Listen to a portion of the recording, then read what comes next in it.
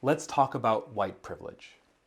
I spend a lot of time talking with folks all around the country about their feelings on the phrase white privilege. And they range across a whole continuum from it exists, I'm just learning about it, it offends me, I feel ashamed, it makes me angry, it reduces my efforts, I've struggled through my life, it can't exist, the whole spectrum and everything in between.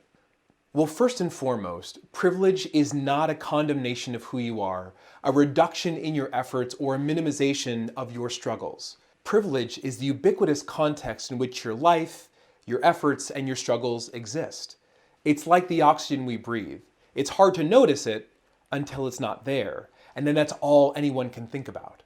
Have you ever had the wind knocked out of you or something go down the wrong tube? In an instant, you become very aware of how much you've come to rely on a steady stream of unending oxygen. In fact, if we didn't have education to explain oxygen or experiences without it, we probably wouldn't even think about it. We wouldn't have to.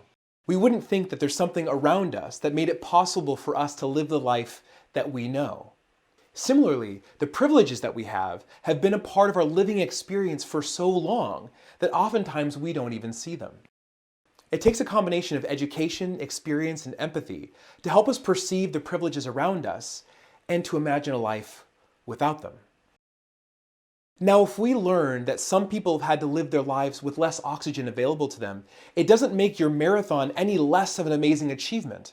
Just because we meet someone with severe asthma, it doesn't mean that all of the times that we've choked weren't real and meaningful experiences. The phrase white privilege often offends people because they believe it erroneously explains the path of their life. It's not the path, it's the air. If I'm not wearing my suit and I go out to the store, sometimes people will be suspicious of me or even threatened of me. Can you imagine?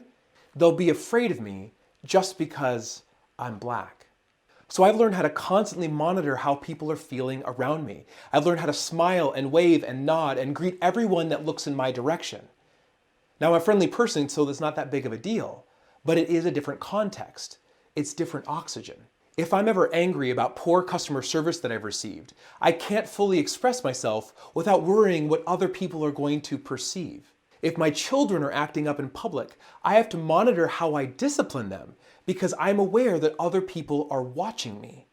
I've never once raised my voice to my children in public. Ever. Trust me, I've wanted to several times, but I don't have that oxygen. As our national conversation on race and racism continues, it's important to understand that there are people out there that may not have the same oxygen that you do. If you can't see it, I encourage you to be curious instead of resistant. If you learn about somebody who struggles to breathe, it doesn't mean you should feel shamed because you can. It means you have the opportunity for empathy. Be the good.